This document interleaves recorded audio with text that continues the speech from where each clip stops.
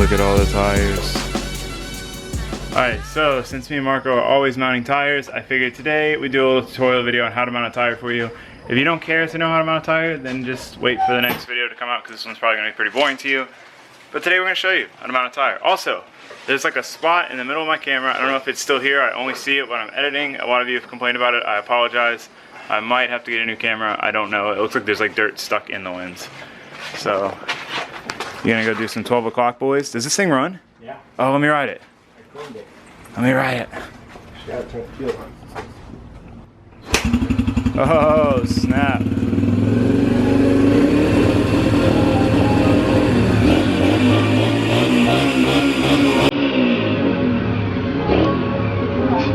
gotta get that last one in.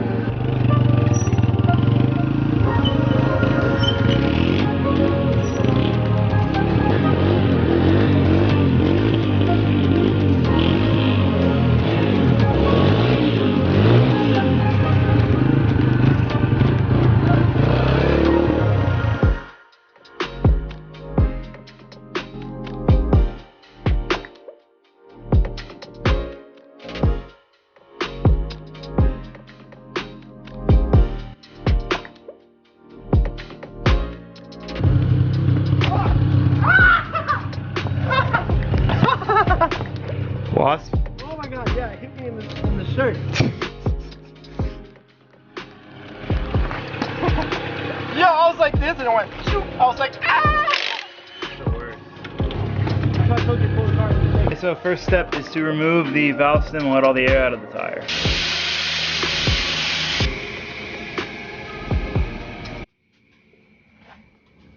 Once it's deflated, then now we need to break the bead.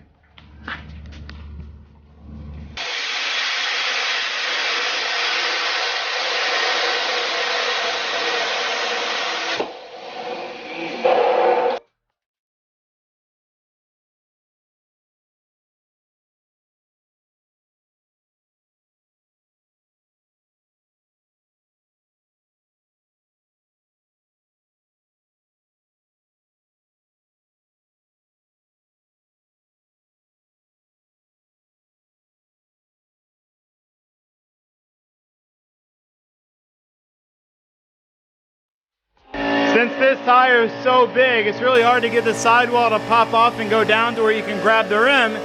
Since we have to grab it from this side, it's quite difficult, as you can see. So now what we're going to do is break the bead, pull the bead over this end. You'll see. Tire machine over there, so that's going to have to be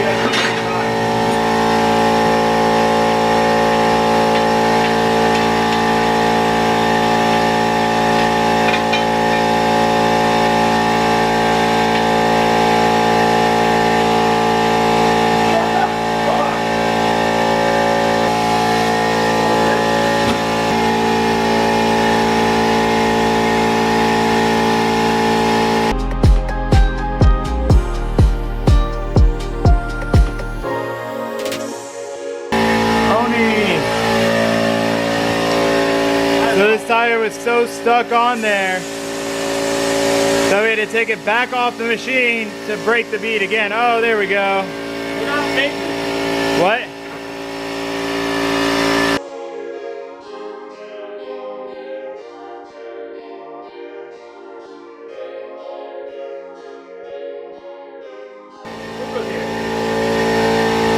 Alright, so I don't know if you guys saw, but that tire was like sticking. I don't know if it was to the adhesive that glues the rim face and barrel together, or what the deal was. We got that tire off. It's also very big for this rim. It was like the biggest tire you can fit on this rim, a 265 on an 8.5.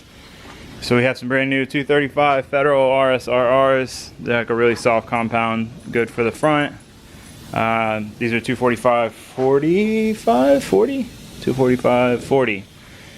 So we're gonna put those on. First step, lube them up. Alright, so I always lube up both sides of the tire, get it nice and gooey. It just makes putting it on much, much easier. And you won't have to worry as much about tearing the sidewall. So normally if you're mounting two tires, it wouldn't really matter which way you put the first one on. You only have to focus on the second one, but since I took them off one side at a time, I have to make sure that I make this a driver's side So it's gonna go down like this.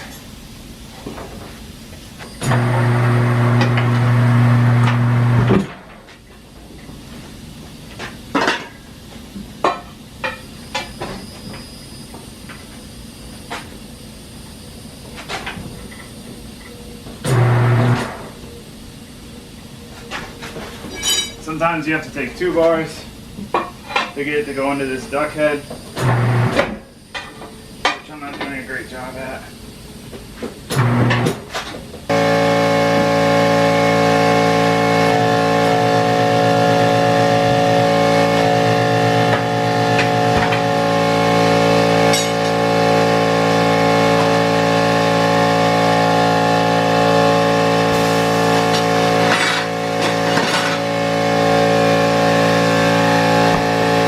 You want to put air in with the valve stem out so that it has a lot of pressure to pop the bead on. Make sure you have your valve stem ready.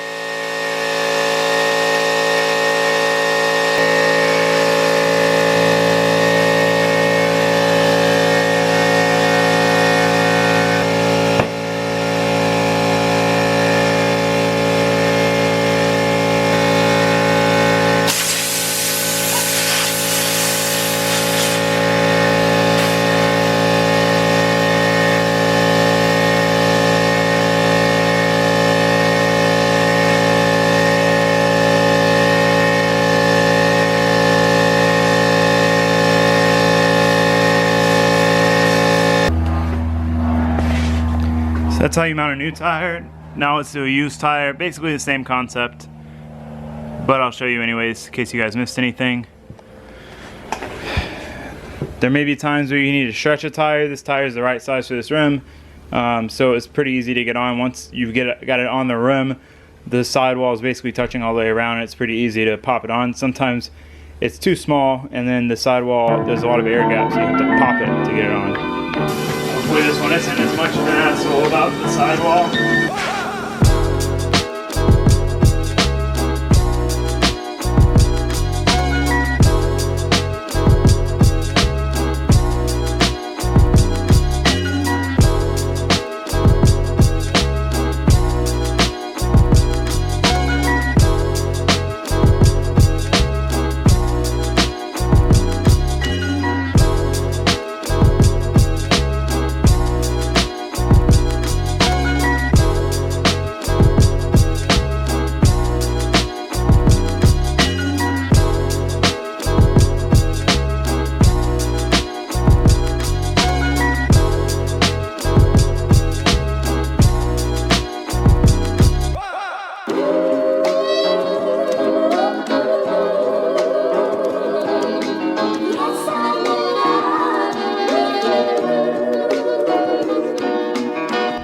Alright, so this is how it looks on the ground. It's definitely going to have to settle, probably about ½ inch front and rear.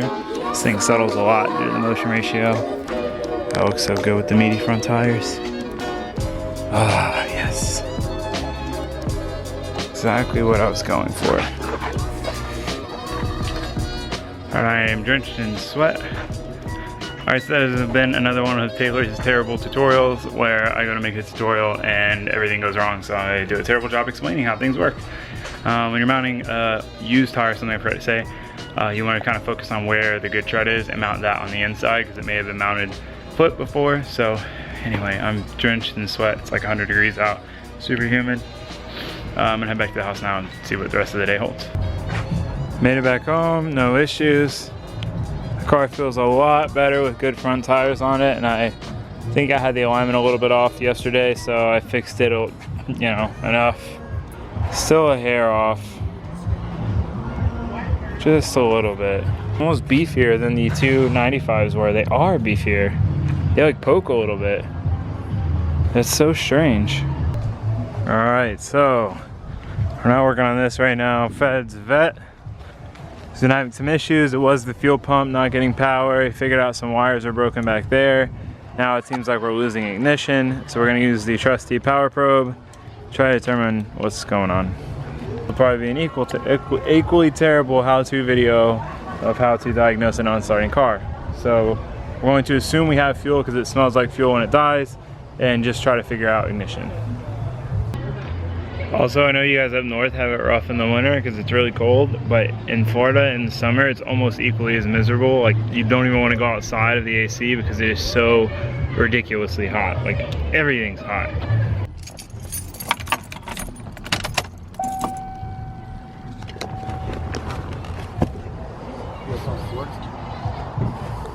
Did it? Yeah, I just heard it.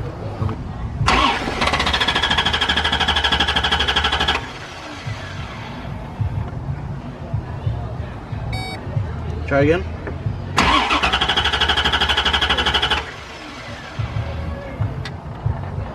Oh.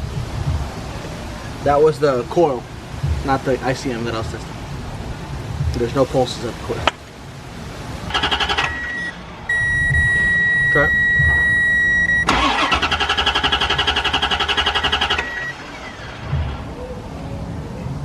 I'm gonna have to do some more digging on that. I'm gonna go ahead and wash my car because look at how filthy it is from all the rain that we've had. I guess you can't really tell in video, but it is dirty. You can see all the dirt there.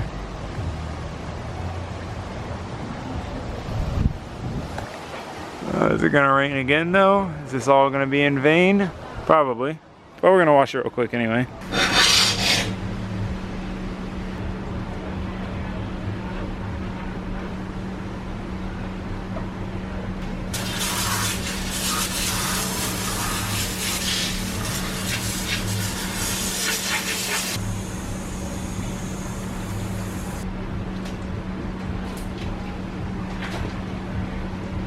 Well, like I said, it's probably gonna rain now that I washed my car, but the Vette is all clean. I'll show you guys the fitment now that the sun's not so bright.